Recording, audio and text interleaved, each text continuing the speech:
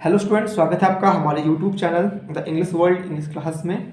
आज की इस वीडियो में हम लोग कवर करेंगे क्लास 10th फर्स्ट फ्लाइट जो आपकी टेक्स्ट बुक है उसके यूनिट 5 द 100 पार्ट 1 इसके थिंकिंग अबाउट द टेक्स्ट को।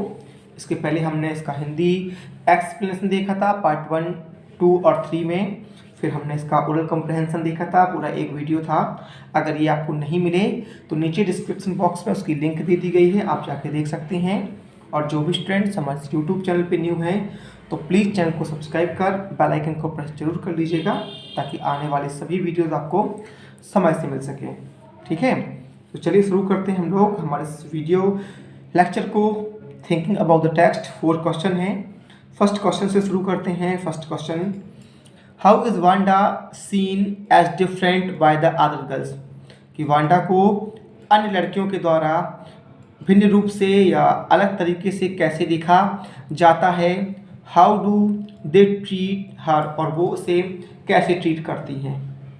तो इसका आंसर हम लोग लिखेंगे, Wanda is seen as different by the other girls.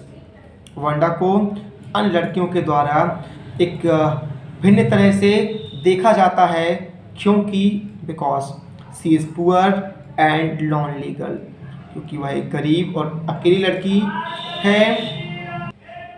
The girl made fun of her poverty and teased her by commenting on her dress. जो लड़कियां हैं तो उसकी गरीबी का मजाक उड़ाती हैं और उसके कपड़ों पर कमेंट करके उसे चिढ़ाती थी। इस प्रकार वो उसे ट्रीट करती थी। ठीक है। क्वेश्चन नंबर 2 है, how does Wanda feel about the dresses game? जो ड्रेसेस गेम था, पोशाकों वाला जो एक खेल था, उस पर जो वांडा थी किस प्रकार फील करती है, कैसा महसूस करती है। Why does she say that she has 100 dresses? और वह ऐसा क्यों कहती है कि उसके पास 100 पोशाकें हैं। तो इसका हम आंसर लिखेंगे, Wanda did not show any feelings regarding the dress game. जो वांडा थी वो उस पोशाक वाले खेल के प्रति कोई भी भावनाएं नहीं दिखाती, कैसा भी महसूस। शी वॉज पुअर गर्ल, वह एक गरीब लड़की थी। And come from a long distance, और वह बहुत दूर से आती थी। Which made her feel dirty, जो उसे गंदा महसूस कराता था। She wanted to draw her friends attention, और वह अपने दोस्तों का ध्यान आकर्षित करना चाहती थी।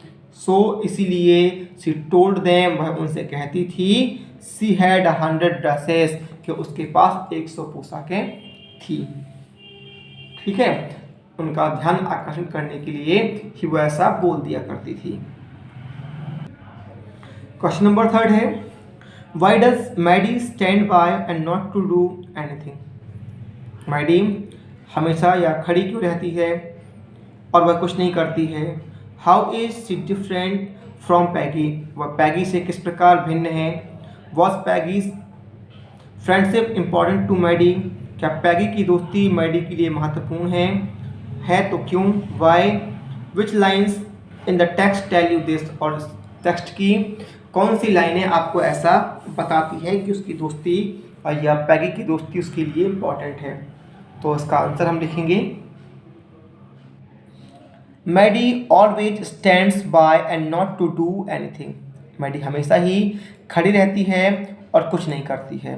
बिकॉज, क्योंकि she was afraid that she would be the next target of the children, क्योंकि उसे डर है कि वह उन बच्चों का अगला टारगेट, अगला निशाना हो सकती है या बन सकती है।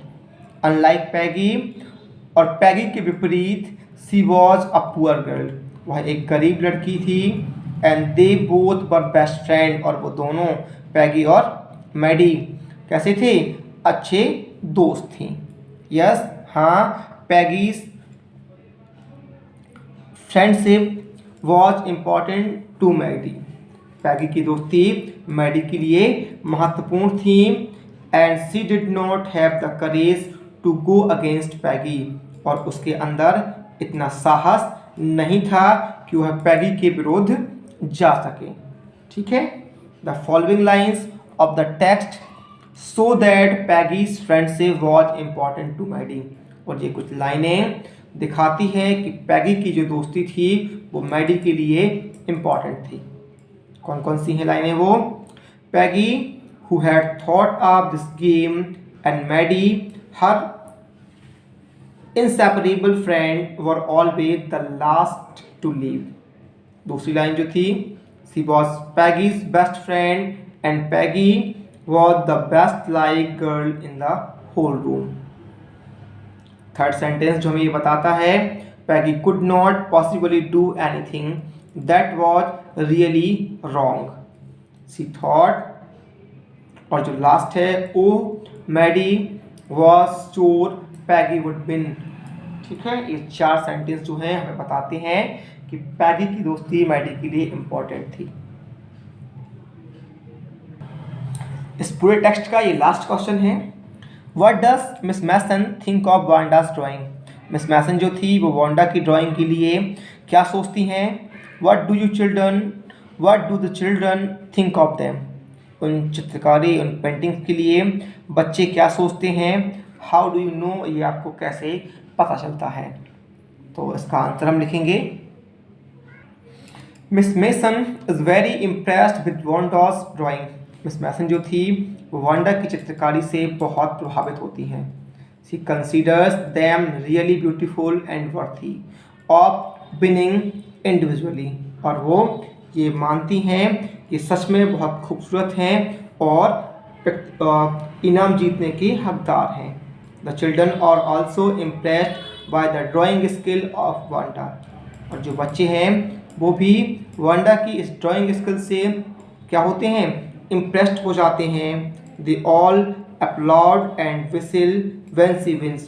और वो सभी तालियां बजाते हैं, सीटी बजाते हैं जब वह जीतती है।